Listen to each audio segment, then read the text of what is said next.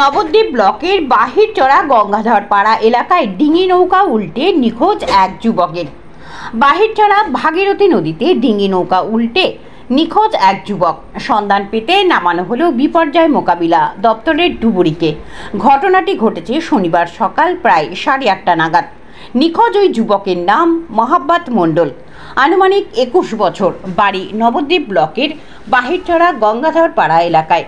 স্থানীয় সূত্রে জানতে পারা যায়, শনিবার সকাল প্রায় 8:30 নাগাদ বাহিরচড়া উত্তরপাড়া ঘাট থেকে একটি ছোট ডিঙি নৌকায় ওই যুবক সহ 3 থেকে 4 জন মিলে নদীর ওপারে যাচ্ছিল ঘাস কাটতে। সেই সময় ভাগীরথীর মাঝামাঝি হঠাৎ ডিঙি নৌকাটি উল্টে যায়। 3 জন কোনো ক্রমে সাঁতার কেটে পাড়ে উঠতে পারলেও মহাব্বত মণ্ডল নামে ওই যুবক তলিয়ে যায়। বিষয়টি জানাজানি হতেই ভাগীরথী নদীর তীর বরাবর প্রচুর মানুষের ভিড় জমে যায়। এরপর খবর পাঠানো হয় নবদ্বীপ থানায়। পাশাপাশি খবর দেওয়া হয় জেলা বিপর্যয় মোকাবিলা দপ্তরকে। প্রায় 1 থেকে 1.5 ঘন্টা পর বিপর্যয় মোকাবিলা দপ্তরের কর্মীরা ঘটনাস্থলে এসে পৌঁছায়। পরে ওই যুবকের খোঁজে ভাগীরথী নদীতে নামানো হয় বিপর্যয় মোকাবিলা দপ্তরের এক ডুবুরিকে। বেলা প্রায় 11:15 পর্যন্ত কোনো খোঁজ পাওয়া যায়নি ওই যুবকের। এই বিষয়ে এক গ্রামবাসীকে জানালেন শুনুন। আরও বিস্তারিত জানতে চোখ রাখুন আমার বাংলার পর্দায়। ছেলেটা গরিব মানুষ, গরুর ঘাস কাটতে যাচ্ছিল গঙ্গার এপার থেকে ওপারে। এই গঙ্গার মাঝামাঝি ওই ডুঙি ডুবি হয়ে ছেলেটা তলিয়ে যায়।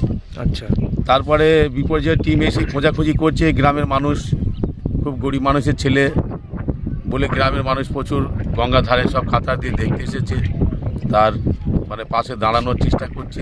আমরাও এসেছি তার পাশে দাঁড়ানোর। সকাল কটার সময় ডুবেছে? 8:30 9টার দিকে। আর বিপর্যয় মোকাবিলার টিম কখন এসেছেন? প্রায় ঘন্টাখানিক আগে এসেছে, 1-1.5 ঘন্টা 2 ঘন্টার মতো পরে এসেছে। হঠাৎ ছেলেটা ডুবে গেল নাকি? না, হঠাৎ ডুবে যাওয়া 3-4 জন ছিল। ওই নৌকার ডুঙিটা তো টিনের ডুঙি নিয়ে পার হওয়ার চেষ্টা করেছিল, কিন্তু বিপর্যয় যেভাবেই হোক বিপদ হয়ে গিয়ে ওইখানে ডুবে যায়। বাকি 3 জন উঠে পড়েছে, আর উঠতে পারেনি। আর ছেলেটির নাম কি বলতে পারবেন? মহাব্বত মণ্ডল। আচ্ছা, আপনার নাম? ফৈজুল শেখ। ছেলেটি আপনার কে হয়? তাও এর ছেলে, ওটা পাশের বাড়ি নাকি? গ্রাম পাড়ার। বয়স কত হবে? 17-18। দাবি ত্যাগ এই চ্যানেল কোনো প্রচার করে না হিংসাত্মক, ক্ষতিকারক বা অবৈধ কার্যকলাপ। এই চ্যানেল দ্বারা প্রদত্ত সমস্ত বিষয়বস্তু শুধুমাত্র একটি শিক্ষামূলক উদ্দেশ্যের জন্য। ধন্যবাদ। শুভেচ্ছা টিম আমার বাংলা নিউজ।